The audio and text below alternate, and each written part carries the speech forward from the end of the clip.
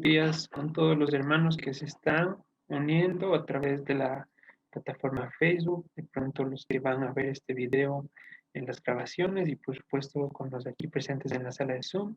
Qué gusto verle de vuelta, hermano Titor, y a todos por supuesto. Shabbat Shalom nuevamente. El día de hoy nos corresponde la porción de Yitro, o en español como han traducido el nombre del suegro de Moisés, Yetro. Vamos a estar analizando los capítulos 18 al 20 de Éxodo. Esta porción, pues, se comparten las 10 palabras en el monte Sinaí, conocidas como 10 mandamientos. También suceden algunas frases que han sido repetidas porque son muy famosas y muy especiales dentro de la Biblia. Esta es la quinta porción del libro de Éxodo. Hoy es 6 de enero del 2021 y 24 de Shabbat del 5781. Recordarles que el siguiente Shabbat, a la apertura, estaremos celebrando inicio de mes, el último mes antes de llegar al mes más importante de todos. Y finalmente, si el Señor lo permite, volver a celebrar Pesaj. Versículo de hoy, en que vamos a estar relacionando el estudio, está en el Salmo 47, dice: Él someterá a los pueblos debajo de nosotros, y a las naciones de debajo de nuestros pies. Ya vamos a estarlo explicando más adelante. Vamos a poner a grabar. Eso es. Listo. Entonces, vamos a hacer una breve rememoranza de lo que vimos el sábado anterior. Hablamos del tema de la circuncisión como requisito para Pesaj. Mencionábamos el hecho de si era estrictamente obligatorio, cuál preponderaba más, si el de la carne o la del corazón, en primera instancia, por supuesto. Por ejemplo, poníamos la situación de quién es el que come indignamente la cena, un judío ortodoxo que no cree en el Mesías o un hermano que guarda la palabra pero que no avanzó a circuncidarse. ¿Quién entre ellos dos está comiendo indignamente la cena del Señor?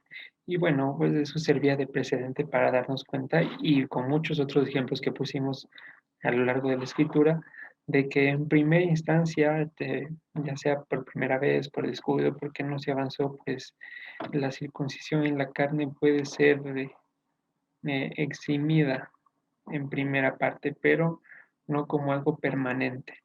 Lo importante es alinearse con los requisitos que señala Hechos 15. Para más detalles y para que no nos enteremos faltando un día para Pesaj, a los varones especialmente les recomiendo que se den una vueltita por ese video. Luego continuábamos con el tema de la consolación. Hacíamos un pequeño ajuste en las traducciones y pues la definíamos, y como veíamos en anteriores estudios y también tiene en pantalla, es el muro que se antepone entre nosotros y el regreso a Egipto. La consolación de Dios es el que su poder venga a morar en nosotros para que los pensamientos de derrota o de lógica humana no se apoderen de nosotros. Veíamos también qué significaba, o la analogía entre la nube y la columna de fuego en el desierto, y cómo ellos eh, eran maximizados en el Mesías, en la figura de nuestro Señor Yeshua. Pues veíamos que la nube guiaba a la Jerusalén terrenal, y es lo que hace nuestro Mesías, solo que ahora nos guía a la Jerusalén celestial. Y en aquel entonces la columna de fuego iba delante de ellos. Hoy su fuego va en medio de nosotros, siendo ya justificados delante de Él por su sacrificio, y es lo que permite que no seamos consumidos. Por otro lado, también veíamos cómo el pueblo, ante la desesperación, levantó los ojos a Egipto, mientras que los apóstoles nos recomiendan, nos sugieren y nos instan a que pongamos los ojos en el invisible. Y eso requiere, como dice el Evangelio de Mateo, que si nuestro ojo no es ocasión de caer, pues que vaya para afuera, en el sentido alegórico, ¿no? No en el sentido de empezar a cercenar nuestro cuerpo o algo por el estilo. Y finalmente hacíamos hincapié en uno de los versículos, a mi parecer, más geniales de toda la Biblia, donde Moisés le dice al pueblo, los egipcios que hoy han visto nunca más, para siempre los verán. Y hablábamos de que pues no era solo una palabrita al aire, sino una promesa de que una vez cerrado el mar y pasado el pueblo, no había manera de volver para nosotros. Y es lo mismo que pasa. Tenemos un sello, un contrato, ya no somos nuestros y por ende ya no podemos ir al lugar al que nosotros queramos, si no estamos reservados y con el pasaje hacia un único destino que es la Jerusalén celestial, ya sea que hagamos berrinches, nos botemos al suelo a llorar, pues nada, el Señor se va a encargar de que la justicia de su ley se cumpla en nosotros y con amor, no con obligación. Bien, eso veíamos en la porción anterior. Hoy, ¿en qué nos vamos a estar enfocando? ¿Se acuerdan que hablábamos del paquete salida de Egipto, que tenía algunos puntos, 3 puntos específicamente, y entre ellos el último era el anuncio de las maravillas de Dios? Hoy vamos a estar viendo nuevamente un poquito más los pormenores de ello, cómo realizar ese anuncio o cómo hacerlo de manera efectiva, entre comillas, ¿listo? Bien, vamos a estar viendo uno de los remedios o soluciones en contra de la altivez, el orgullo, la soberbia, que es el escuchar consejos. Vamos a ver los testimonios que nos da la escritura, ¿listo? Entonces, vamos a comentar unos datos importantes antes de dirigirnos al libro de Éxodo. A lo largo de, a lo largo, todas las porciones que nosotros conocemos como parashá o en plural parashot, pues han sido dados nombres y entre ellos solamente dos tienen nombres de extranjeros. Por ejemplo, está la porción de Balak en Números, que habla sobre el brujo Balaam y cómo quería maldecir al pueblo.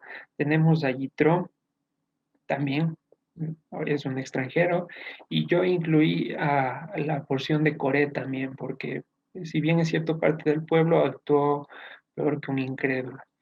Entonces, es algo importante y que llama la atención porque no hay, por ejemplo, parashá que se llame Moshe. Por allá hay una de la vida de Sara y así, pero no hay precisamente de Moshe. Entonces, el impacto que tuvo el que los sabios de la antigüedad nombren estas porciones a extranjeros es por algo importante y porque quieren darnos a un mensaje importante a través de la vida de ellos, ya sea para honra o para deshonra, como lo fue en el caso de Balak y de Balaam y de Coré, donde cada cierto Shabbat se recuerda las infamias que hicieron contra el pueblo.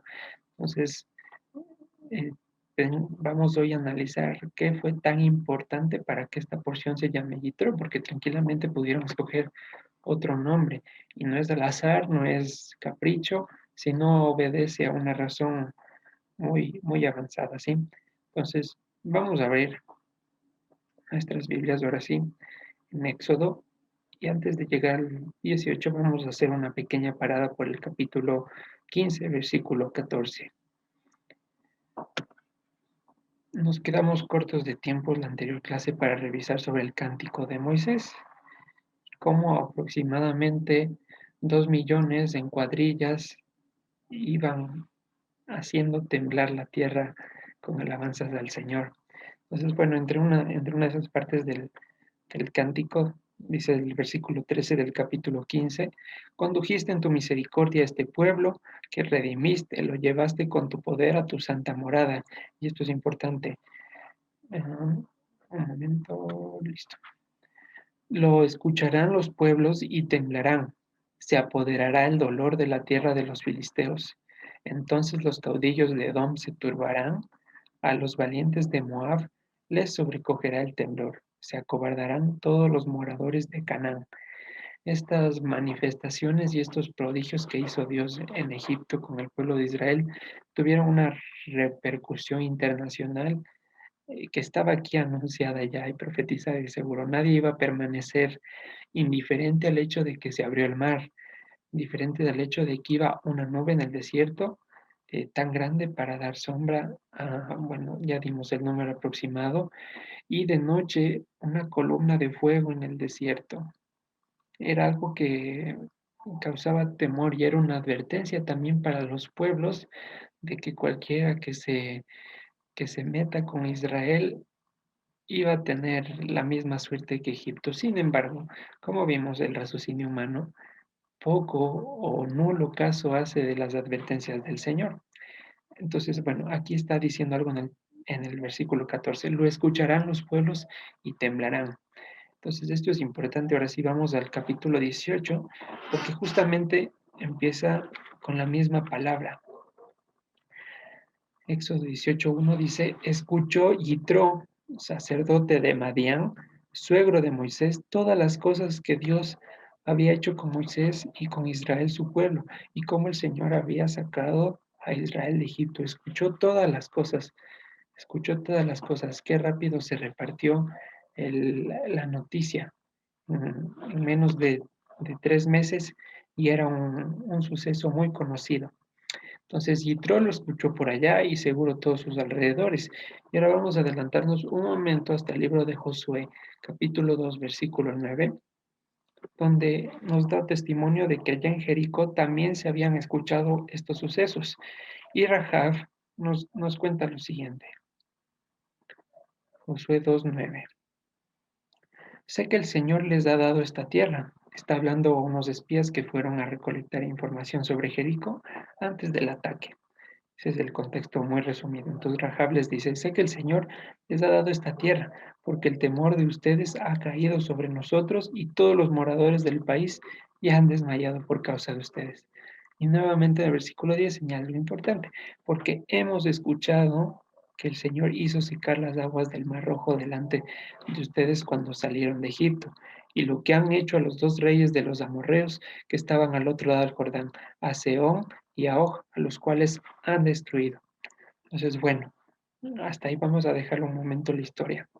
Yitro y Rahab estaban anunciando que los hechos de Dios se escucharon. Sin embargo, en ellos causó un efecto diferente. Tuvo otro impacto. Entonces, la pregunta es, ¿qué les hace tener a ellos una experiencia diferente al resto, aun cuando están escuchando las mismas historias? ¿Por qué con Yitro no estaba el resto del pueblo de Madián? ¿O por qué todo Jericó no tenía el mismo sentir de Rahab? Porque Rahab y su familia fueron los únicos que se salvaron del asedio a Jericó.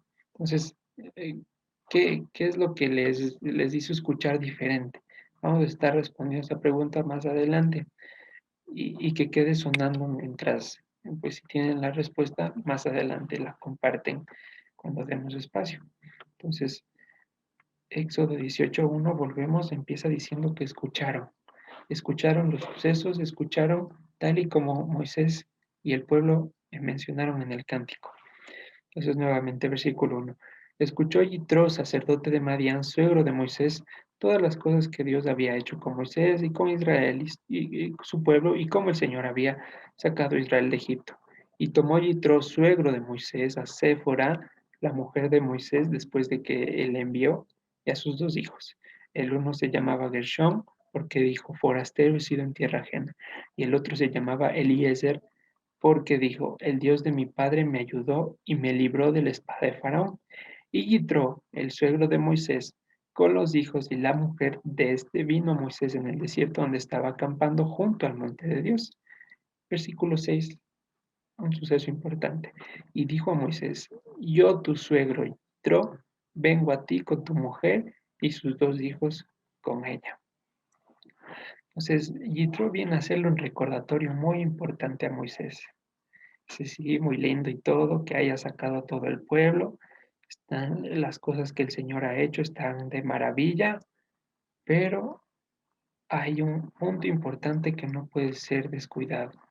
Moisés, aquí está su familia. Entonces, ¿qué puede pasar con nosotros?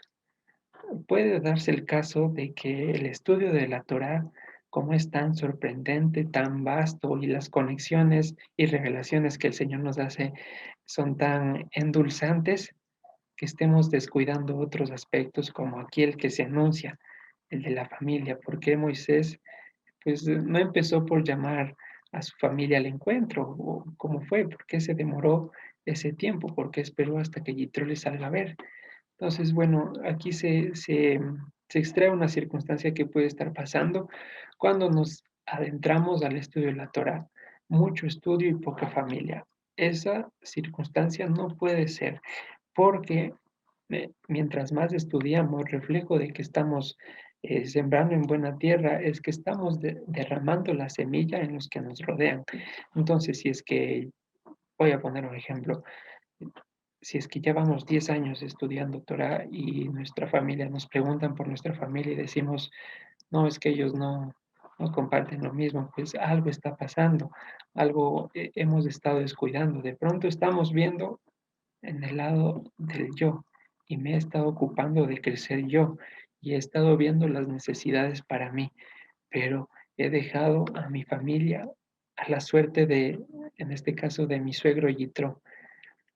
La meta aquí del estudio natural es que entremos con nuestros seres queridos, empezando por la casa, por supuesto, como tiene en pantalla, se trata de entrar con mi familia a Israel.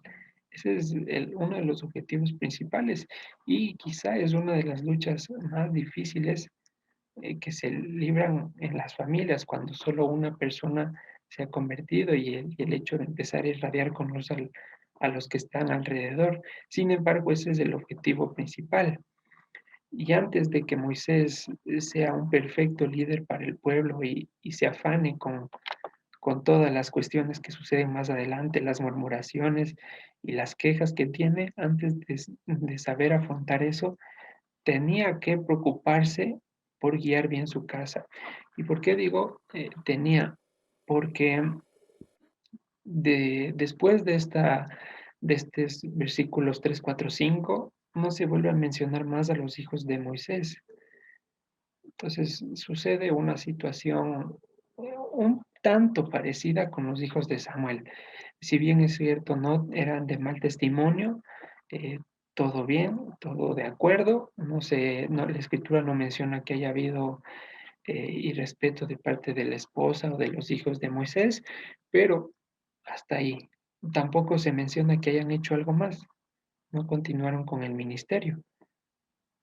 Fue llamado Josué y bueno, no vamos a protestar porque Josué, pero sí estamos viendo algo, una pequeña falla de que Moisés no tuvo la precaución de ocuparse de su herencia. Entonces, mientras vamos avanzando el estudio, hay que tener en cuenta, vamos avanzando en el estudio y en el conocimiento y por supuesto en el servicio al Señor, hay que tener en cuenta o tener cuidado de no descuidar dos áreas.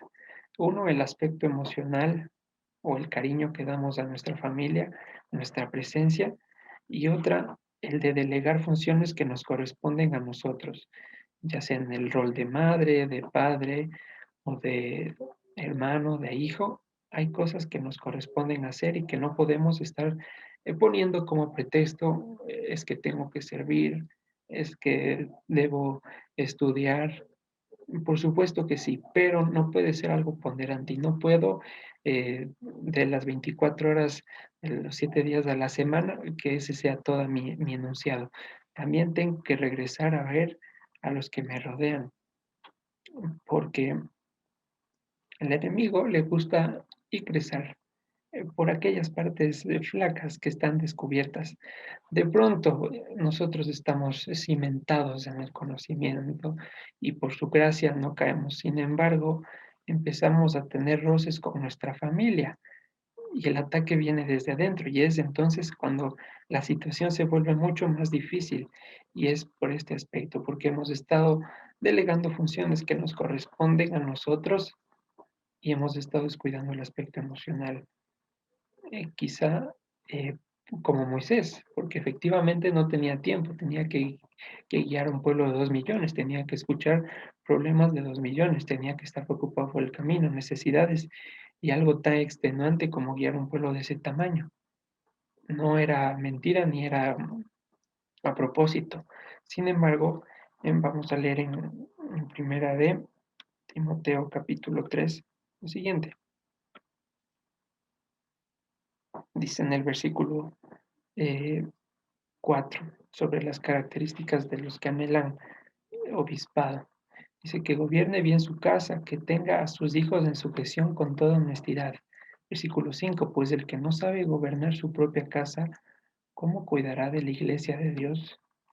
¿Cómo va a impactar el hecho de que yo que estoy predicando la palabra y exhortando al pueblo en justicia, en juicio y en verdad, viva otra realidad totalmente diferente con mi familia? Y no del hecho de que nosotros tengamos el poder de convertir, pero nuevamente.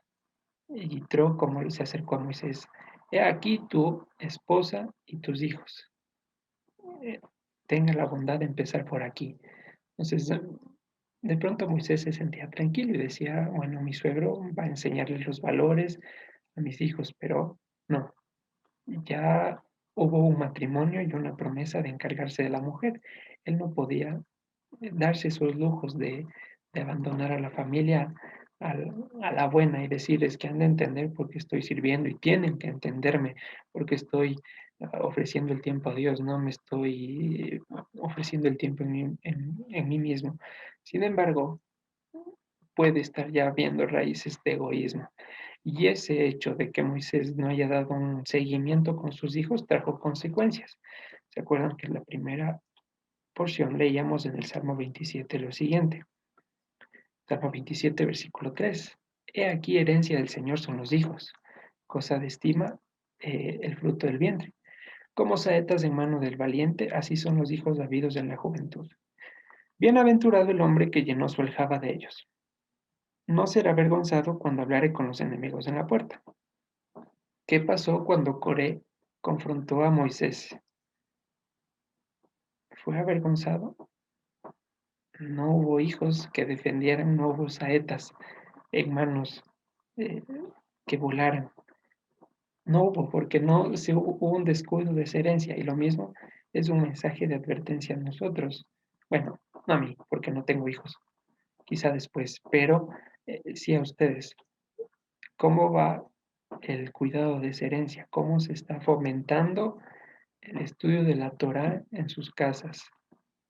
¿Estamos haciéndolo procurando el bien de todos o de pronto hemos caído en el descuidar ese ámbito?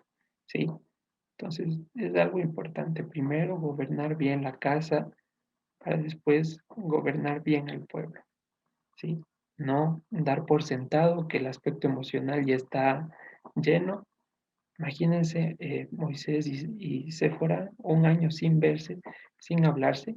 En el versículo 4, capítulo 4, el Éxodo, Moisés le dice a su suegro básicamente, ya vuelvo. Y se fue. Básicamente le dice, ya vuelvo. Y así se ausentó un año y Sephora no tuvo nada. Ella habrá tenido también problemas que lidiar y toda esa cuestión.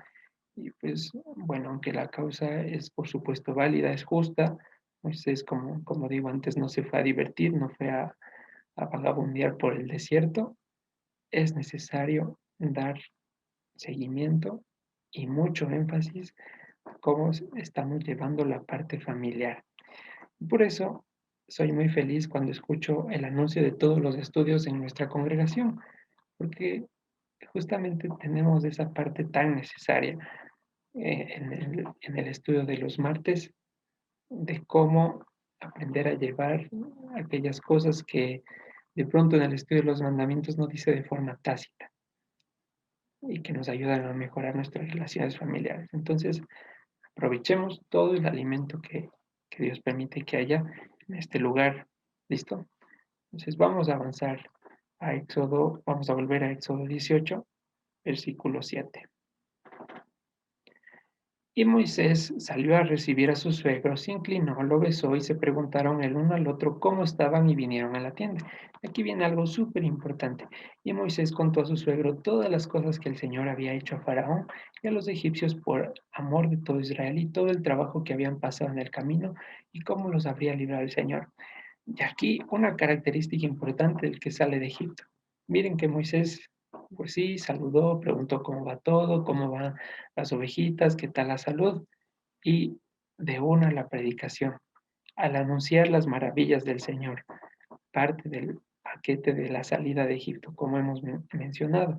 Y es lo que decía en el Salmo 119, versículo 97, y lo estudiamos antes. Oh, cuánto amo tu ley, todo el día es de ella mi meditación o mi conversación.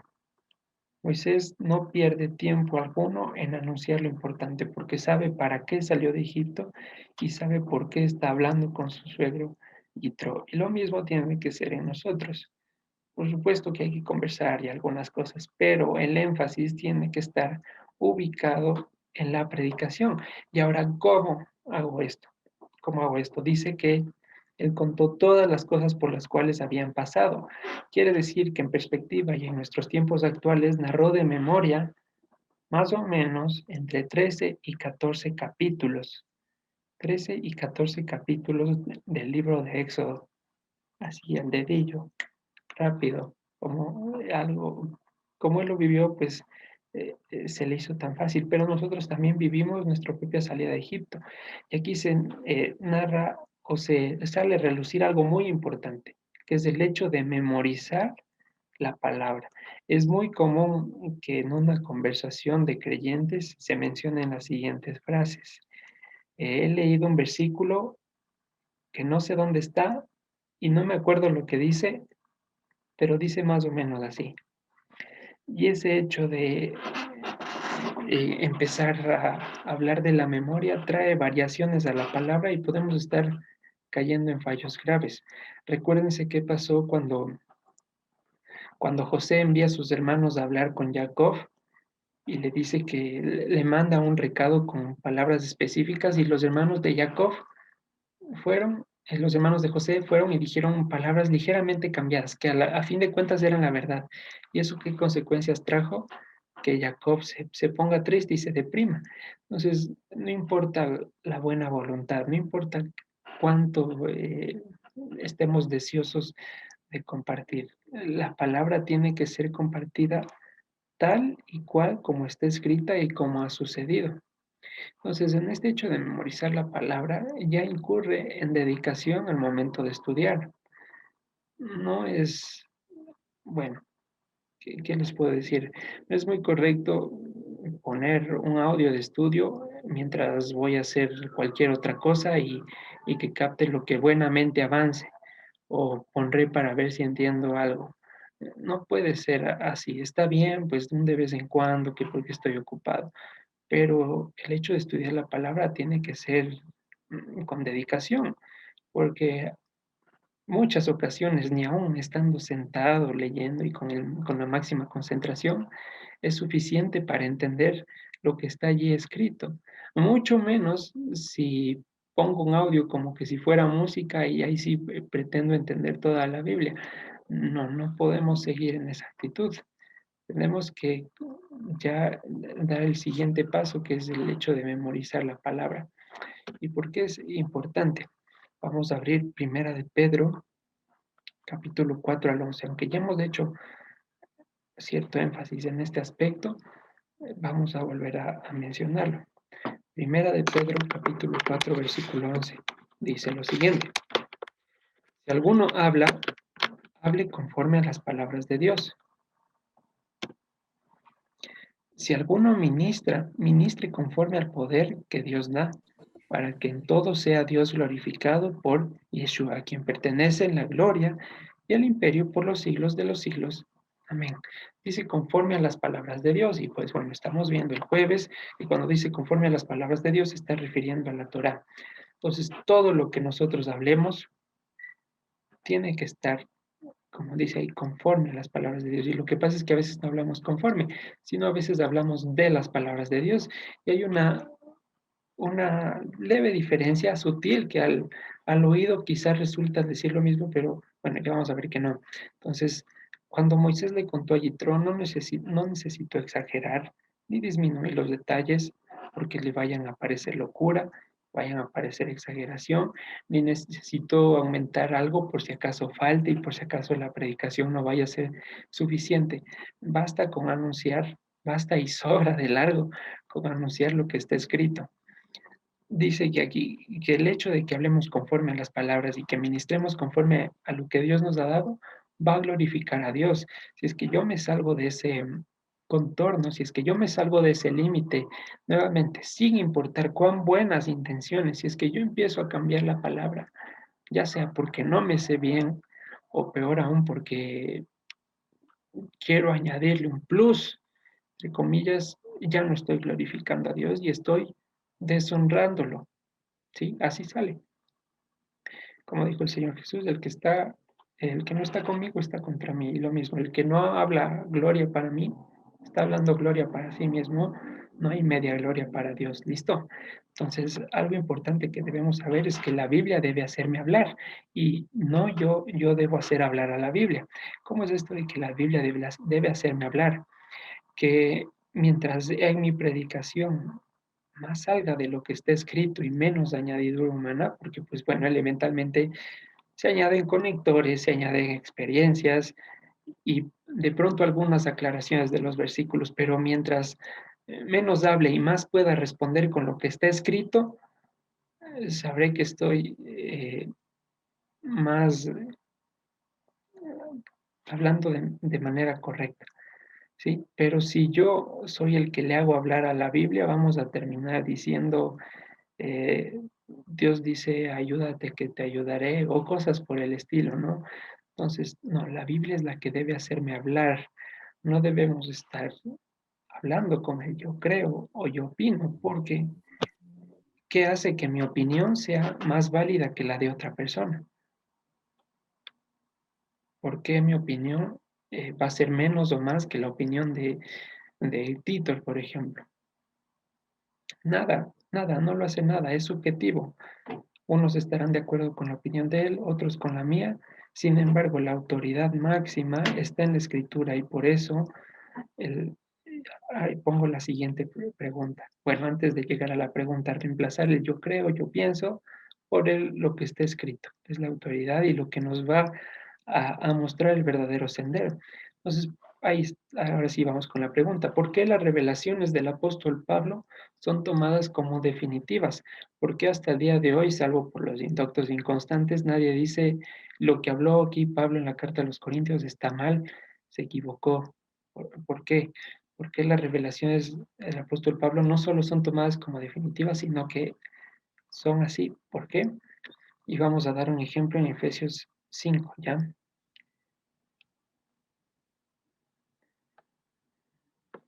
Efesios capítulo 5, versículo 25. Dice, maridos, amen a sus mujeres así como Cristo amó a la iglesia y se entregó a sí mismo por ella, para santificarla, habiéndola purificado en el lavamiento del agua por la palabra, a fin de presentársela a sí mismo una iglesia gloriosa que no tuviese mancha, ni arruga, ni cosa semejante, sino que fuese santa y sin mancha. Así también los maridos deben amar a sus mujeres como a sus mismos cuerpos. El que ama a su mujer, a sí mismo se ama, porque nadie aborreció jamás a su propia carne, sino que la sustenta y la cuida como también Cristo a la iglesia. Y aquí viene su revelación y su conexión impresionante. Dice, porque somos miembros de su cuerpo, de su carne y de sus huesos. Por esto dejará el hombre a su padre y a su madre y se unirá a su mujer y los dos serán una sola carne. Grande es este misterio, mas yo digo esto respecto de Cristo y de la iglesia.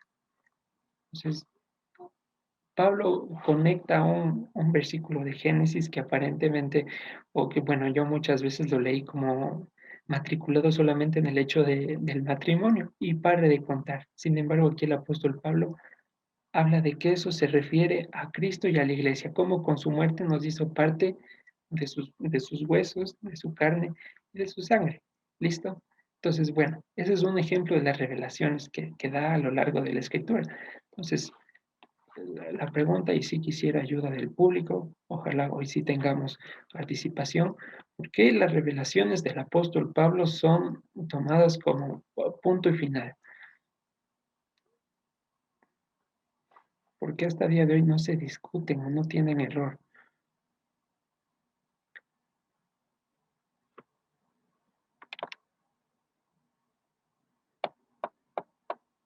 ¿Quién nos ayuda? ¿Quién nos ayuda?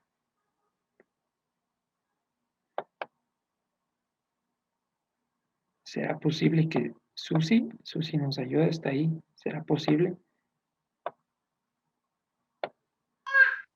Carlitos, repite, por favor, justo estaba pensando en eso mismo que tú dices. Ya, la pregunta es, ¿por qué las revelaciones del apóstol Pablo son tomadas como definitivas y el punto final y la revelación de algunas cosas que estaban ocultas? ¿Qué le da ese peso tan grande? Bueno, Carlitos, buenos días, Shalom Shalom con todos los que estén presentes y conectados. Considero que justamente lo que le da el peso a la palabra del apóstol Pablo es justamente el conocimiento que tiene desde, como justamente vemos en las parashá, desde el Génesis, toda la palabra no está mutilada, de pronto está dentro del contexto, entonces por la misericordia del Señor, de su revelación a la vida de Pablo, él pudo discernir todo ese conocimiento y justamente tiene el sustento, la base para justamente poder dar a conocer el Evangelio a sus hermanos, a los que fue enviado. Muy bien, perfecto, Susi. Muchas gracias. Entonces, no se olviden de un punto. Hay que hablar conforme a las palabras de Dios y no de las palabras de Dios. Entonces, vamos a ver por qué las revelaciones del apóstol Pablo son tomadas como definitivas. Vamos a ver qué pensaba y cómo se expresaba él, cuál es el argumento que daba él. Vamos a ver primero en Romanos capítulo 15, versículo 18 al 21.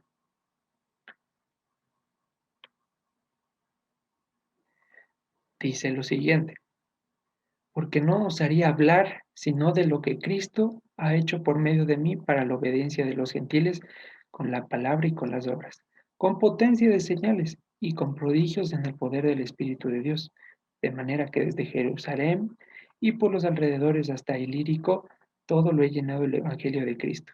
Y de esta manera me esforcé a predicar el Evangelio, no donde Cristo yo hubiese sido nombrado para no edificar sobre fundamento ajeno, sino como está escrito: aquellos a quienes nunca les fue anunciado acerca de él verán, y los que nunca han oído de él entenderán. Pues dice, yo jamás osaría de hablar de nada que no sea de lo que Cristo ha hecho en mí. Y da su argumento, y al final, miren, resalta algo, porque escrito está, y así da validez a lo que está hablando. Entonces, dos condiciones. Primero, no hablo de nada más que no sea de lo que Cristo hizo en mí, porque está escrito. Luego vamos a Primera de Corintios 2. ¿Qué es lo que hacía el apóstol Pablo? ¿Cuál era su metodología? Dice lo siguiente: así que hermanos, cuando fui a ustedes para anunciarles el testimonio de Dios, no fui con excelencia de palabras o sabiduría, pues me propuse no saber entre ustedes cosa alguna, sino a Jesucristo y a este crucificado. Dice que el apóstol Pablo se olvidó de todos sus años de estudio, se olvidó de todas sus metodologías y todo su super conocimiento como fariseo, y solo se propuso saber una cosa: se propuso conocer a Yeshua y a él crucificado.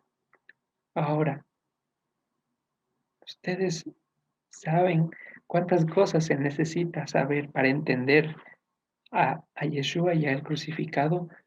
Primero, ¿por qué tenía que venir el Mesías? ¿Por qué tenía que morir? ¿Qué ganaba con su muerte? ¿Qué gano yo con su muerte? Eh, ¿Qué significa que haya muerto, que Dios muere y que ya no existe? Tenía que entender toda la ley y los profetas. Aquí lo menciona como algo. Yo solo me propuse saber Jesucristo y su crucifixión. Y no es que fue a anunciar, hola a todos, Cristo murió en la cruz, gracias. No, no, anunciaba todo el contexto de la palabra. Entonces aquí se menciona como que si Pablo se hubiera propuesto aprender lo más básico, y sin embargo entender el misterio de Dios, de que Dios vino aquí a la tierra a morir, es el grado más avanzadísimo. Está diciendo, en otras palabras, me propuse nada más entender toda la escritura, así de sencillo. Me olvidé de todo y lo único que quise es entender la escritura. Y dice versículo 3: y estuve entre ustedes con debilidad y mucho temor y temblor, y ni mi palabra ni mi predicación fue con palabras persuasivas de humana sabiduría, sino con demostración del Espíritu y de poder, para que su fidelidad no esté fundada en la sabiduría de los hombres, sino en el poder de Dios. Entonces aquí está diciendo lo mismo. El apóstol Pablo, aun con todo su superconocimiento, se presentaba con temor y temblor. Y lo único que quiso anunciar fue lo que estaba escrito, para que nadie piense que es la exageración o la disminución en la predicación, o cuántos años lleve de estudio, para que la gente se convenza. ¿No? Lo único que tuvo que decir él es, escrito está. Es lo único que nos asegura de que estamos hablando conforme a las palabras de Dios. Es lo que dice él. Solo se propuso entender la Torá y los profetas. Listo. Entonces seguimos hablando de por qué las revelaciones del apóstol Pablo son tomadas como definitivas. Pues dos respuestas. Porque él solo se propuso hablar de lo que Cristo hizo y no de él. Y segundo, en base a la primera, desechó cualquier sabiduría y solo se quedó con lo que estaba escrito. Y ahora hay un problema. Hay muchas personas que creen que hablan de la doctrina de Pablo. Hay algunas páginas en Facebook que por su título alegan que defienden la doctrina de Pablo y sin embargo lo único que hacen es contradecirlo. Citan versículos de Pablo, citan sus cartas, claro que sí, pero ahí va la diferencia entre hablar de Pablo y no conforme a Pablo. Y cuando digo esto, pues no me refiero a él como persona, sino a lo que Dios le reveló. Entonces, hoy en día varias personas, varios grupos anuncian lo siguiente, que vienen hablando de lo que Cristo ha hecho en sus vidas. Entonces, ¿por qué hay tanta división? ¿Por qué hay tantas doctrinas? Si todos hablamos de Cristo, si todos hablamos de cómo Él murió en la cruz y resucitó por nosotros, ¿por qué hay tanta división y tantas corrientes de pensamiento que generan roturas en el cuerpo? Si todos anunciamos a Jesús, deberíamos conducirnos a una misma verdad y deberíamos entender a Pablo de la misma manera. Entonces, ¿por qué hay división? Justamente como decía el apóstol Pedro, los indoctos y los inconstantes que tuercen las epístolas y la escritura para su propia conveniencia y terminan creando otras doctrinas. Sin embargo, ¿cómo entendemos esto? ¿Cómo podemos discernir si todos anuncian a Yeshua? Básicamente, no hay nadie que diga, pocos serán los que anuncian un mensaje contra él, pero en nuestro contexto, aquí en lo que vivimos, pues se habla de él y de su obra redentora. Entonces, ¿cómo identificar qué es lo correcto? Y cuándo se están hablando conforme a las palabras y no solo de las palabras. Nos dice en primera de Juan 4:1.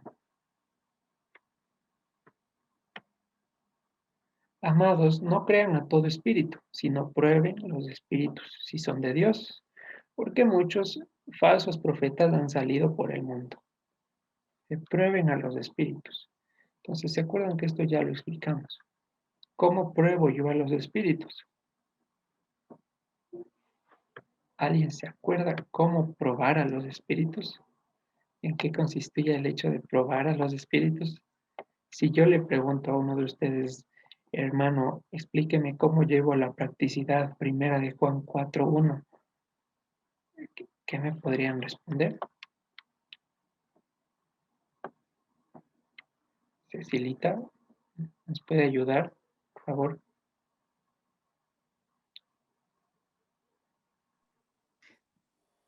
Mm, no, no estoy clara, Carlitos. Buenos días, Shabbat Buenos días, Shalom con todos. no hay problema. Muchas gracias. Todo bien. Bueno, ¿cómo pruebo a los espíritus?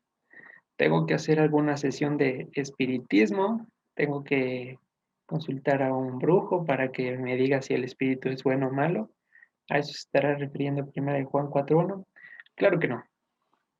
Recordemos, y como habíamos explicado antes, el hecho o la palabra espíritu también se traduce como mente, y es lo que habla el apóstol Pablo cuando dice, nosotros ahora tenemos la mente de Cristo, o el Espíritu Santo. Entonces, cuando dice aquí, prueben a los espíritus, sencillamente, está diciendo, prueben a los pensamientos de las personas, prueben el ánimo con el que vienen. Esta es la practicidad. Prueben qué están diciendo, hagan preguntas, cuestionen. Y a mí, por supuesto que yo no estoy exento, por eso hacemos preguntas, por eso nuestro afán de que por medio de las preguntas causarles intriga, y si es que algo está ahí suelto, o si es que algo no cuadra aparentemente, pues para eso estamos, para dar razón de la esperanza que reside en nosotros. Si aquí el apóstol Pablo me dice que pruebe a los espíritus, me está diciendo que pruebe cuáles son los ánimos de las personas con las que están predicando. Y aquí vemos en 2 Corintios 2:14 cuáles pueden ser estos dos ánimos. Advierte el apóstol Pablo.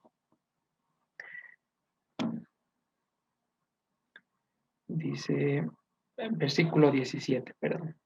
Dice, no somos como muchos que negocian falsificando la palabra de Dios, sino que con sinceridad, como de parte de Dios y delante de Dios, hablamos en Cristo. Y esa es otra de las razones por las que la palabra del apóstol Pablo y de todos los demás son tomadas como definitivas, porque no hay un ánimo de obtener alguna ganancia o de obtener seguidores o cualquiera de esos aspectos humanos, carnales, sino hablar de parte de Dios en Cristo. Eso de hablar en Cristo es lo mismo que decir hablar conforme a las palabras de Dios, dentro de sus límites y no salirme de lo que está allí escrito. Y esto de hablar de parte de Dios, estamos saltando mucho entre primera y segunda de Corintios, pero está súper impresionante. Primera de Corintios 12:3 dice, por tanto, les hago saber que nadie que hable por el Espíritu de Dios llama maldito a Jesús. Y nadie puede llamar a Jesús Dios sino por el Espíritu Santo. ¿Listo? Entonces, esa es la prueba definitiva. ¿Cómo puedo probar a alguien? Con esa pregunta. ¿Quién dices que es el Cristo? Como preguntó Yeshua a Pedro. Y si dice, no, es un profeta, es un apóstol nada más, pues bueno, ya vayan tomando conclusiones. El Espíritu de Dios se encarga de que no maldigamos a Yeshua y que reconozcamos quién es Él. Jesús es el Señor. En hebreo, ¿cómo diría? Nadie puede llamar a Yeshua Adonai. Listo. El Espíritu de Dios es el que nos convence. Entonces, vamos a volver acá a los aspectos de Josué 2:11, a la historia de Josué 2:11 de Rahab. Dice, oyendo esto ha desmayado nuestro corazón, ni ha quedado más aliento en hombre alguno por causa de ustedes, porque el Señor su Dios es Dios arriba en los cielos y abajo en la tierra.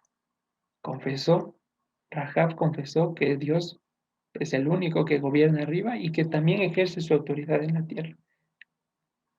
Esa, esa confesión no sucede por miedo, eso sucede porque el Espíritu está morando en ella en ese momento.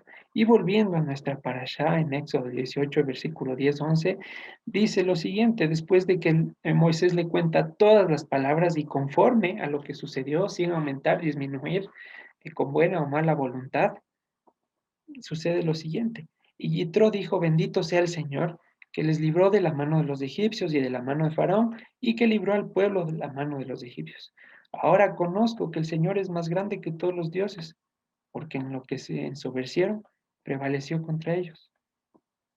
Nuevamente, el Espíritu de Dios es el que está hablando a través de Yitro y el que habló en Rahab. Entonces, volviendo a la primera pregunta, ¿qué les hace tener otra experiencia diferente al resto, aún escuchando lo mismo?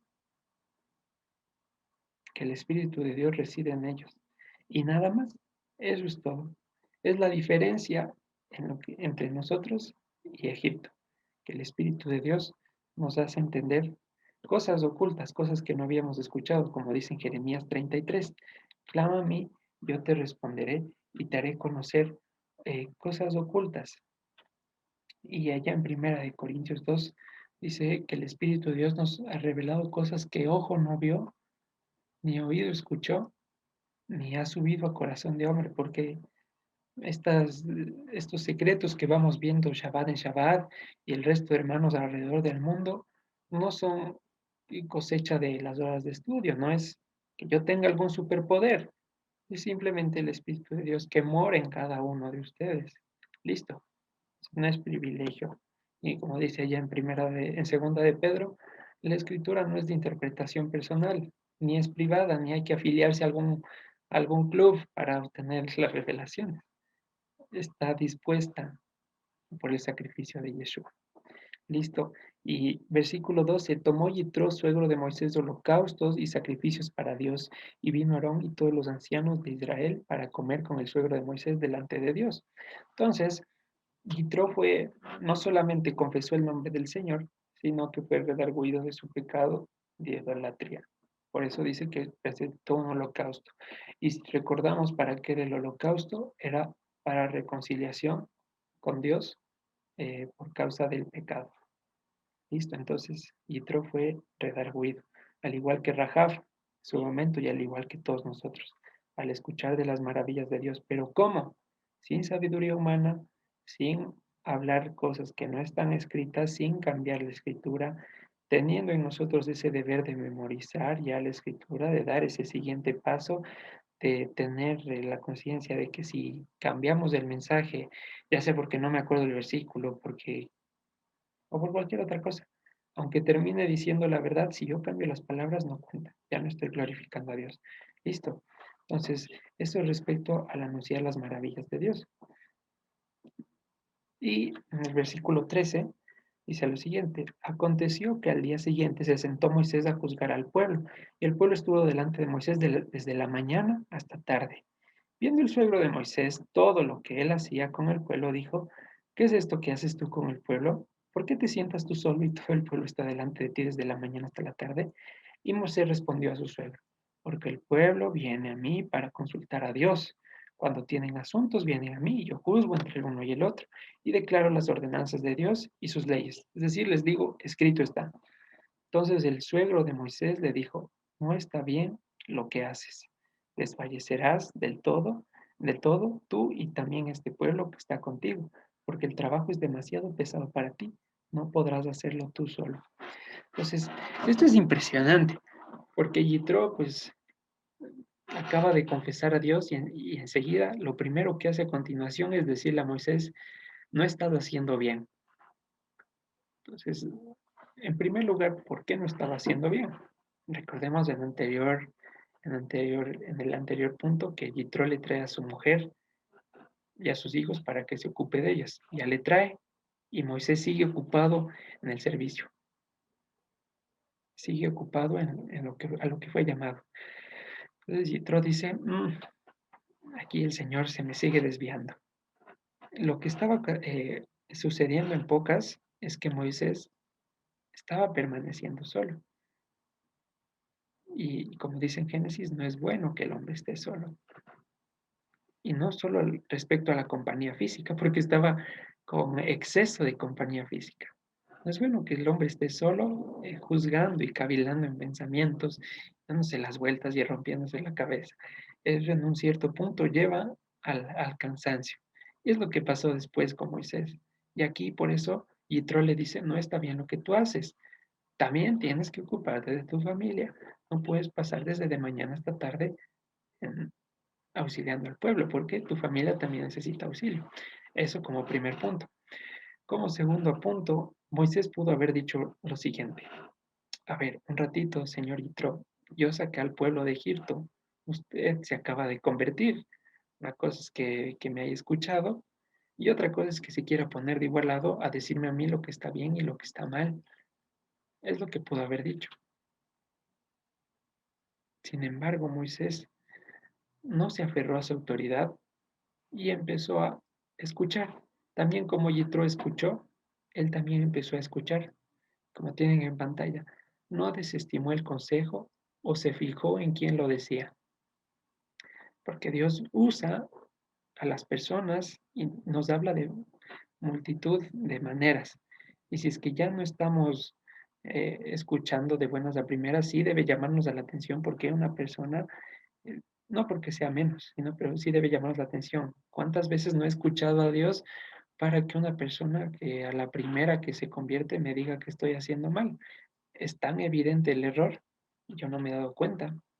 Entonces, esto que sucede aquí se lo aplica ya también a nivel ministerial o tiene matices ministeriales en cabezas de congregación. Listo.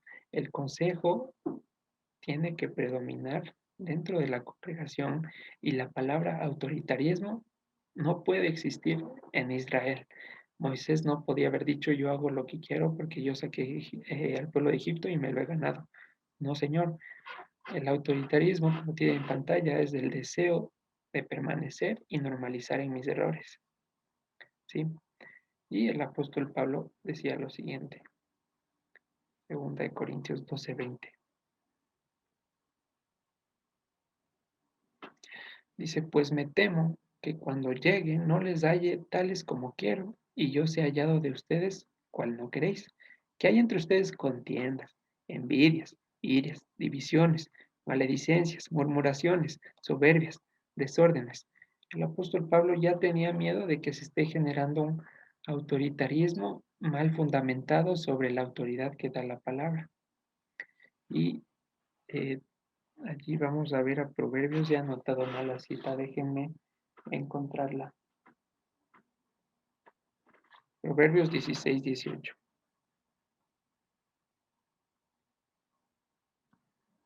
Antes del quebrantamiento es la soberbia, y antes de la caída, la altivez de espíritu. Lo mismo, ¿no? Altivez de espíritu, altivez de pensamientos. Entonces, no puede haber el hecho de contiendas, soberbias y hacer lo que yo quiero, sino tengo que siempre estar dispuesto a escuchar el consejo de los que me rodean. Dice en Romanos 12:16 lo siguiente. Unánimes entre ustedes, no altivos, sino asociándose con los humildes. No sean sabios en su propia opinión. ¿Por qué? Porque Dios sabe que aunque estudiemos la Torah todo el día y toda la noche y pasemos ocupados en el servicio, es propio de nuestra humanidad enceguecernos en nuestra debilidad. Y eso no nos hace peores o mejores. Lo que nos hace peores es no escuchar el consejo y pensar que puedo salir solo de cualquier situación. Listo. Por eso la congregación está formada por varias cabezas y no puede estar siendo guiada solo por una persona, porque no es posible. Siempre se tiene que escuchar el consejo de lo que lo rodea. Y es lo que está aquí exhibiendo Moisés. No importa quién sea yo, no importa lo que haya hecho. Si tú me dices que algo está mal, pues bueno, vamos a escuchar y vamos a ver qué dice. Y vamos a ver lo que dice la palabra. Proverbios 3:21 dice lo siguiente. Hijo mío, no se aparten estas cosas de tus ojos. Guarda la ley y el consejo.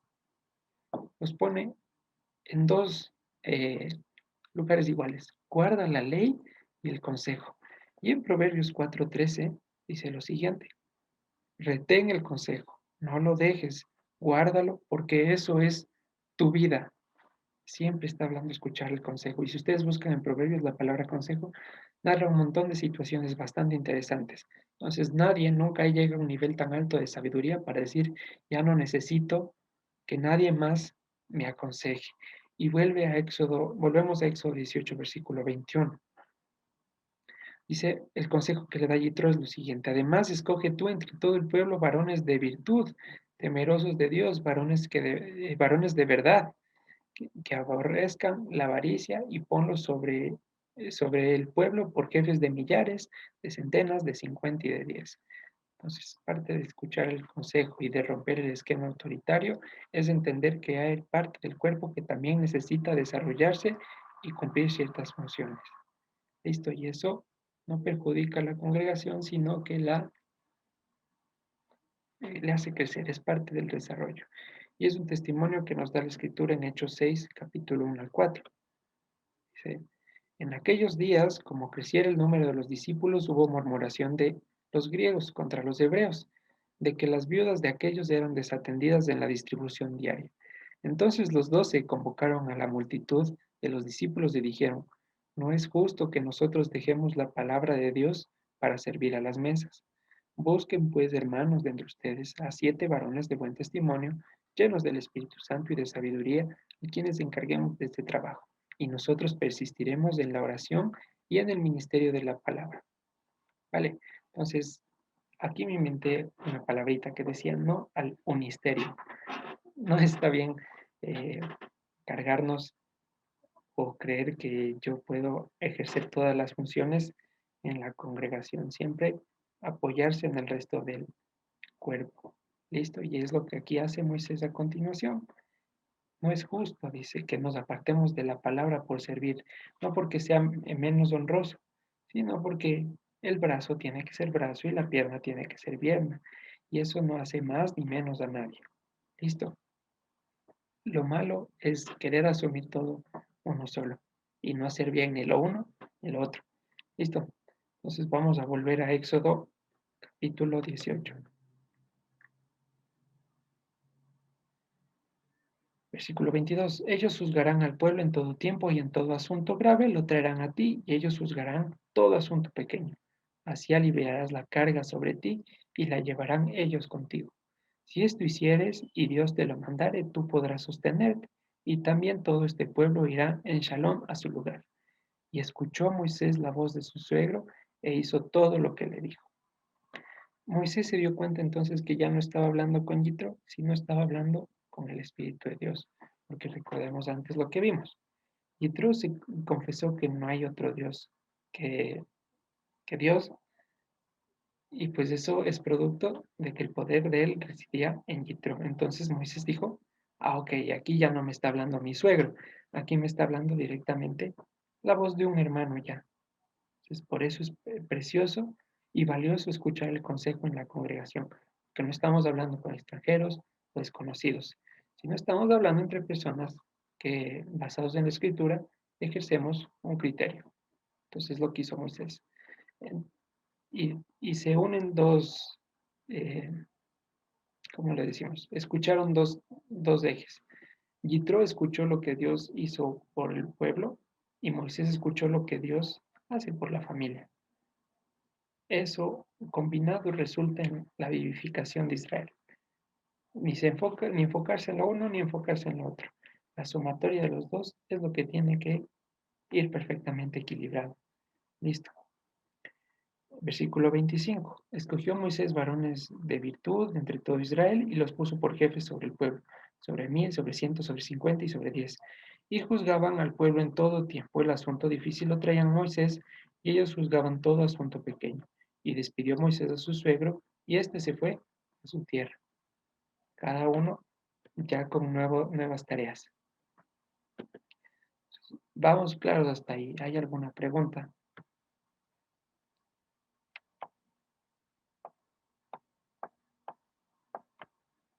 Bueno, espero que sí.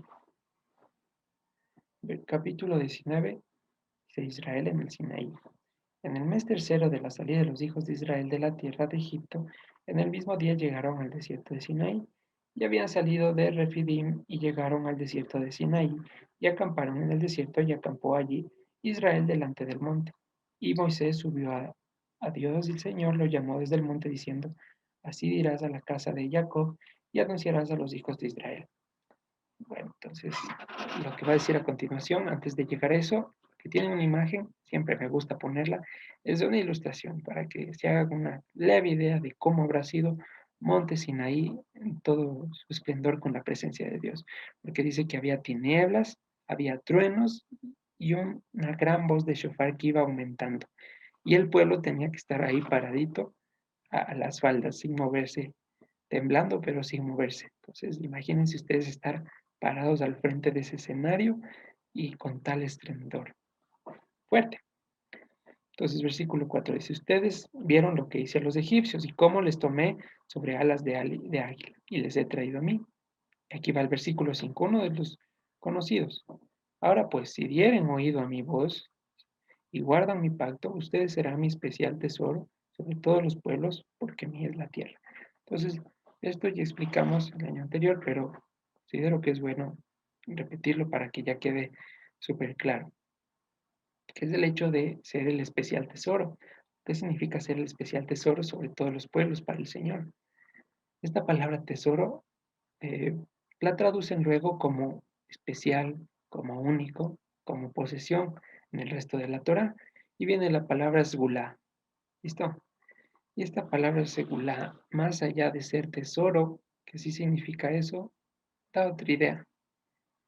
No tanto en el sentido poético, que sí suena bonito ser el especial tesoro del Señor, pero lo que está realmente diciendo y lo que significa la palabra también, en primer lugar, es que seremos el modelo a seguir, el prototipo de en medio de los pueblos. Es lo que significa la palabra segulá, algo moldeado, algo que adquiere las características de algo que va a ser trabajado y va a indicar una idea de cómo va a funcionar el resto. Y es lo que le está diciendo a Israel.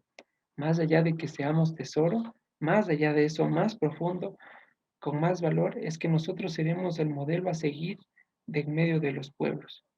Nosotros vamos a ser la sal, vamos a ser la luz, vamos a ser el testimonio de Dios, vamos a hacer su justicia en la tierra, vamos a hacer su gloria, vamos a hacer su manifestación.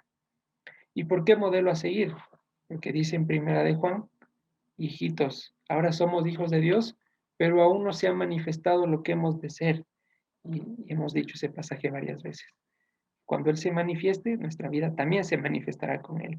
Le veremos a Él como Él es, porque seremos igual que Él, en apariencia y en poder y con su cuerpo glorificado también nosotros.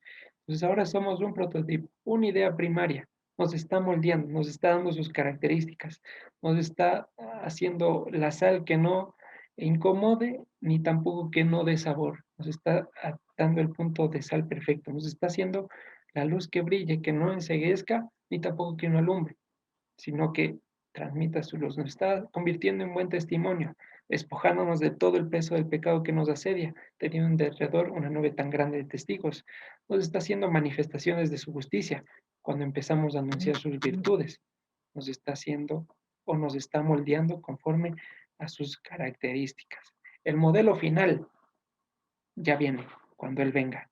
Listo. Entonces dice, ¿cómo vamos a hacer ese modelo a seguir? Versículo 6. Si ustedes me serán un reino de sacerdotes y, aquí viene algo importante, gentiles santos, dice literalmente. Ustedes me serán gentiles santos. Estas son las palabras que dirán a los hijos de Israel. Entonces, en ese momento, Israel todavía no pecaba con el becerro de oro. Y la idea original era que todo Israel sea como el pueblo de Leví. Pero, bueno, lamentablemente fracasaron y todas las consecuencias que llegaron a continuación. Y les dice, ustedes serán gentiles santos. En ese momento esas palabras no se entendieron porque estaba todo el pueblo. ¿Y qué es ser gentil? ¿Qué es el hecho de ser un gentil? Ah, ¿quién nos ayuda? ¿Qué significa ser un gentil?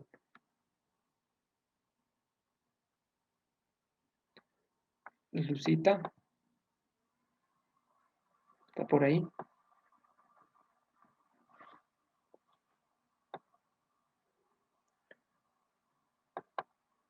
No, no la tenemos. Bueno, ¿qué es ser un gentil? Es aquella persona que no tiene idioma, no tiene Perdón, cultura. Carlitos, No hay problema. perdón, Carlitos. Sí, estoy aquí. Solo que estaba media rara el teléfono, entonces por eso. Pero bueno, shalom con todos los hermanos, shalom.